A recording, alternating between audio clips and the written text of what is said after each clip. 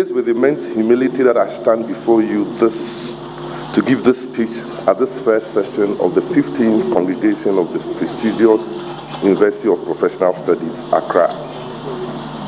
I definitely find it most gratifying for the invitation to be present in your midst and honored by the opportunity to share some few thoughts with you this morning in my capacity as congregation speaker. That I'll be found good enough and of credit to give this speech by the Vice Chancellor and management of this institution is most humbling and unexpected. It will interest you to know that your able and dynamic Vice Chancellor, whom I hold in high esteem and proudly boast about, was my classmate at Prempeh College. It happened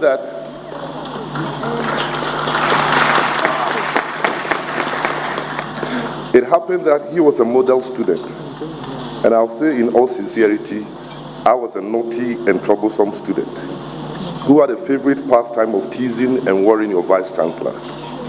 So it is in order to express my profound gratitude for this honor done me today. Being here brings fond memories of my own graduation many years ago. The ability to enter and graduate from a course of study at any decent university such as this one will no doubt require immense commitment, efforts and sacrifices in a bid to stay the course to witness a day like this. It is a crowning moment of all that has been invested. So indeed, I've been here before, and I know what it takes to get this far, even if it is a bachelor's degree. I know that beneath the smiles and elegance of the day and accompanying celebrations are individual and collective stories of hard work, perseverance, and rare sacrifices. So permit me to salute all of you graduates herein for coming this far. Well done, Ayiko.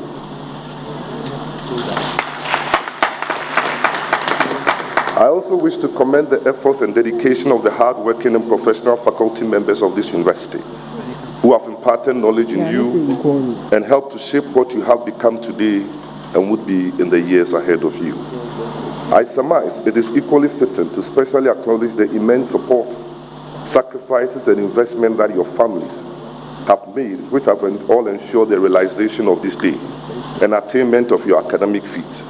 Your parents and guardians, and I'm told not boyfriends, your parents and guardians must be and ought to be proud of you. For those graduating, you are the reason for this gathering, this congregation. This is your day, and I believe the sun will shine even brighter because of you. I feel proud to be here to commemorate such an important milestone in your academic lives. You are the signature of all eyes, and I can bet most of you have your families and friends around and are going to have lots of fun in the course of the day. Unfortunately, I don't think I'll be a very popular person by the end of my speech. However, I believe you are smart enough to know that today formally marks the end of your days at UPSA, as much as it is the beginning of a new chapter and journey in your individual lives. I believe you are equally smart enough to know that beyond the paper qualifications that you receive today is the reality that their real value will be in how you apply them in your diverse professional settings, solving societal challenges and contributing to the progress and development of Ghana and the world at large. You'd have heard me say that your congregation today evokes fond memories of my own some years ago in the early 90s, albeit at a different institution, and just like you, I had my own sense of fulfillment, mixed with a decent dose of anxiety and anticipation as to what the future had in stock for me, how I'll make the best out of the degree I had acquired, build a career, and to meet the expectations of my family and society at large. However, what I don't tell you is how this country and this world has changed significantly from the year of my congregation to the present. For example, there were no smartphones. There was nothing like the internet, and admissions into and study of courses could not be done online and virtually. There was no social media, and Google was non-existent. Ghana had barely taken its first footsteps under the 1992 Constitution, and getting a first degree guaranteed you a better and faster chance in job placements, and climate change concerns were few and far between. University education was largely publicly run, with few private universities. Today, things are quite different. Getting a university degree sometimes feels not enough, not helped by the exponential increase in the number of graduates produced by the traditional and several new universities. Ghana is a now more established and stable democracy with multiple successive national elections under its belt. The internet and smartphones are a commonplace, and the specter of climate change is felt around us. It will then appear that the average fresh graduate has to contend with a much more challenging environment. Although like a curate's egg, there exists much more and diverse opportunities across the board, helped by technology. It begins with the acknowledgement that acquiring a university degree is not an end in itself. It does not matter whether you have obtained a first class or a pass. It really does not matter whether you are graduating with a law, information technology, public relations, or communications management degree. What is important and what will matter is what you do with your qualifications. You should be able to look back many years from today and afford some smiles and be proud of your success and how well you have contributed to knowledge and impacted on society.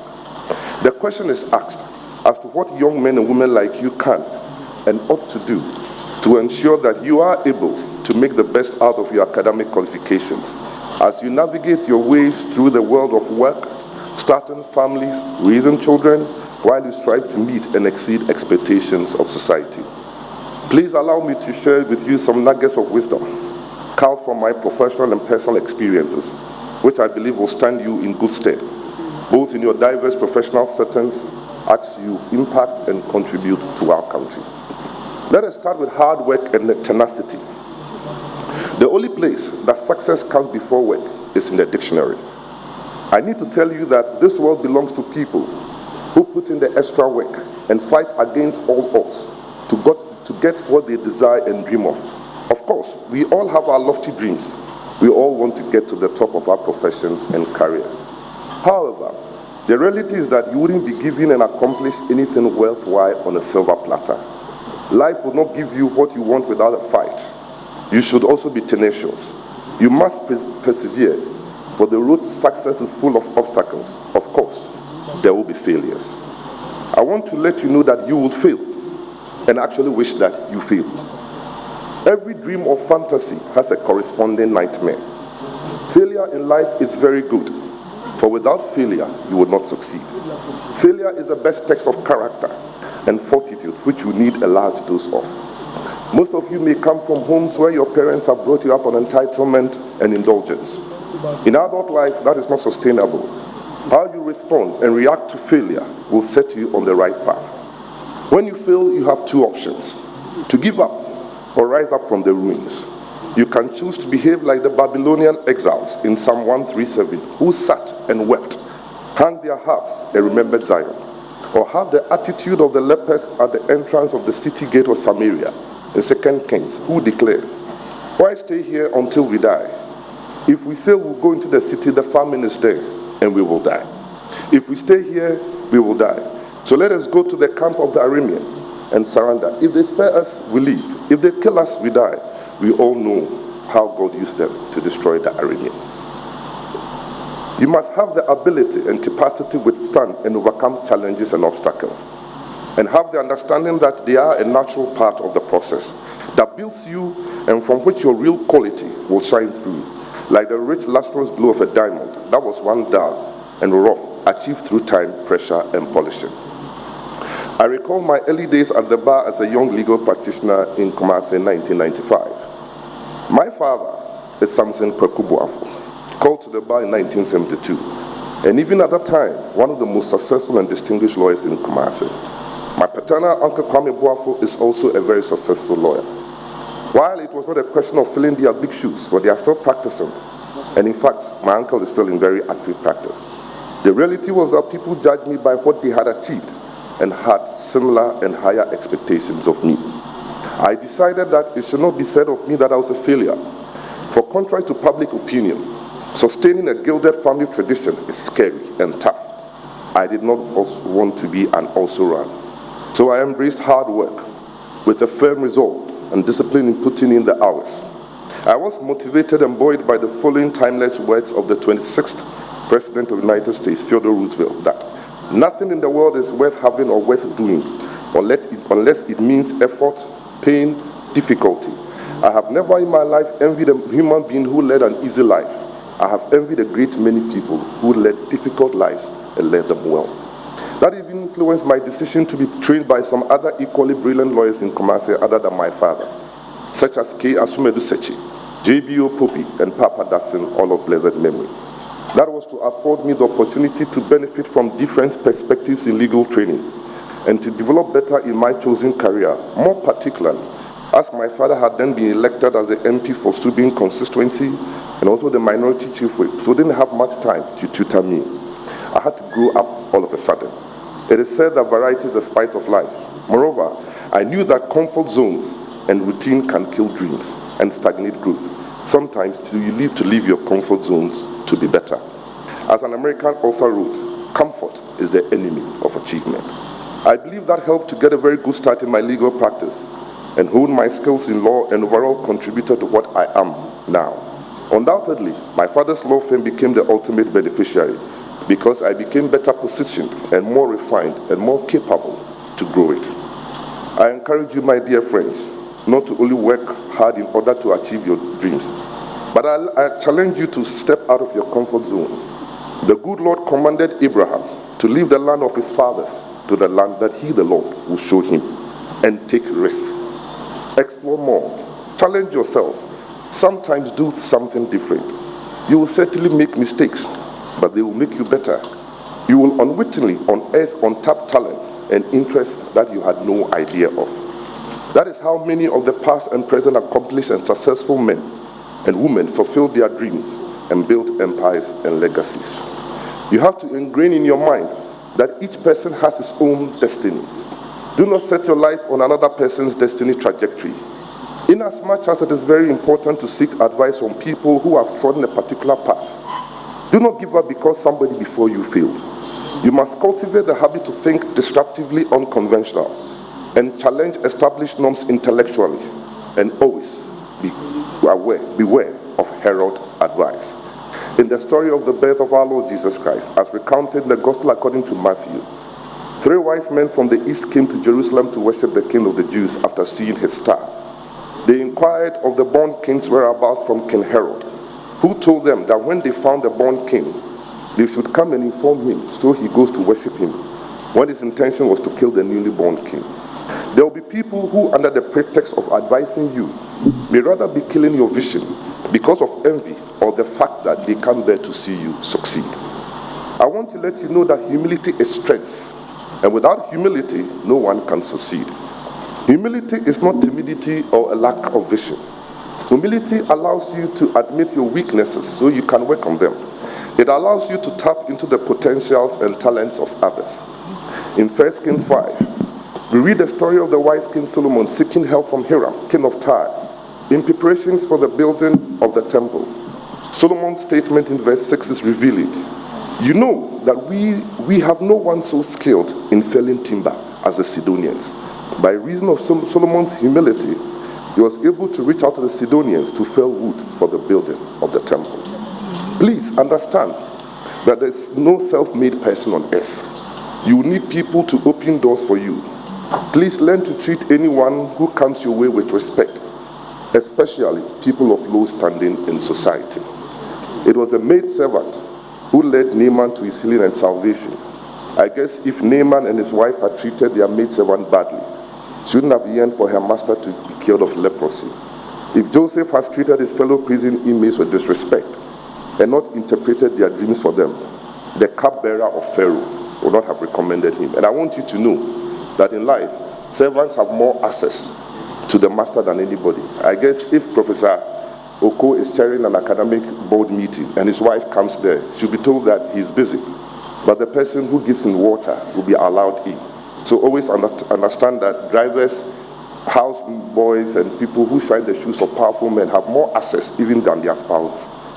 Please build a network. Your network determines your net worth. If you have the opportunity, get close to the powerful in society who control power and opportunity. Do not believe stories that all rich and powerful people are cultists. Learn to live within your means. It will save you from scandals and even untimely death. Never be envious of anyone. Each person has his own time for breakthrough. The last thing I wish to share with you is integrity. Yes, I have told you about how it is critical to put in the hard work and even leave your comfort zones in order to succeed. However, it becomes evident that they may not be enough. They are not the ends, but the means to an end. For what is the worth of a professional with all the skills and demonstrable abilities and talents without scruples and integrity? I urge you to have and live a life of integrity. Integrity may be described as being honest, having strong moral principles, and an unwavering commitment to abide by them. To the famous English writer C.S. Lewis, integrity is doing the right thing even when no one is watching. Integrity goes with trust. As you move through life and navigate through your different professional environments, whether as an employee or as a self-employed running your own business, integrity and trust are non-negotiable if you want to succeed. Your colleagues should be able to trust you in order to work as a team and buy into your ideas. Your employers will retain you and assign you more responsibilities with the attendant opportunities and benefits when they trust that you are trustworthy and have integrity to manage the resources of the company. Even as self-employed or entrepreneur running your own business, your ability to track, attract, and maintain clients and to expand and sustain your business will be greatly shaped by how you are seen as a man or woman of exemplary character and integrity. For example, a lawyer who receives money for and in the name of a client should strictly keep it as such and not for personal expenses. As a public relations or communications manager, integrity and ethics should be at the core of your job. Integrity means you provide accurate and credible information and seek the best interest of your clients, instead of engaging in sensationalism at the expense of the nation's security. Same goes for the information technology professionals in your dealings with data and information. So please pursue integrity. It will make or make you. Many doors of opportunities have been opened for those who have succeeded, who lived a life of integrity. I can equally tell you of many others who have had their careers ended and have been incarcerated because they were dishonest and consumed by greed. I know of, and there are reports of lawyers and other professionals who have been disgraced, disbarred, and imprisoned for engaging in sleazy and corrupt acts. Indeed, lack of integrity and dishonesty manifests itself in corruption, which has been the bane of our nation. It is fair to say that our public service and private sector is riddled with bribery, embezzlement, and corruption. Procurement breaches are rife, serving as a steady flow of questionable wealth for some, while the average Ghanaian is impoverished and gross disillusion. Corruption permeates all levels of the public sector and social arrangements. Scandals by political and public officers and civil servants in the private sector are commonplace. There's even a fear that corruption has become normalized. We cannot continue like this. Things must change, and change we must. I believe that young men and women like you can be a turning point. I look into your faces and I feel hopeful. I believe, and it is possible, that some of you later find yourselves in public and political offices. Hopefully, you will change the narrative. Ghana deserves not only men and women with real competences and skills, but men and women of real integrity and scruples who will manage the resources of state to the benefit of the masses. On this special day, I pray for you and wish you well, that from the skills and knowledge that you have acquired at UPSA, you find rewarding jobs and fulfilling careers. Through you and the skills and knowledge you have obtained, may your employers, family, communities, and the country improve and become better. The future is in your hands. The opportunity is here. You are in charge of your destiny. Seize it.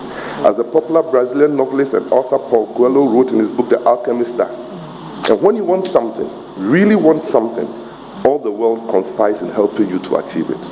Go out there to prove yourselves and be confident that you can make a difference. Be worthy ambassadors of this great institution, guided by its motto of scholarship with professionalism. Once again, congratulations.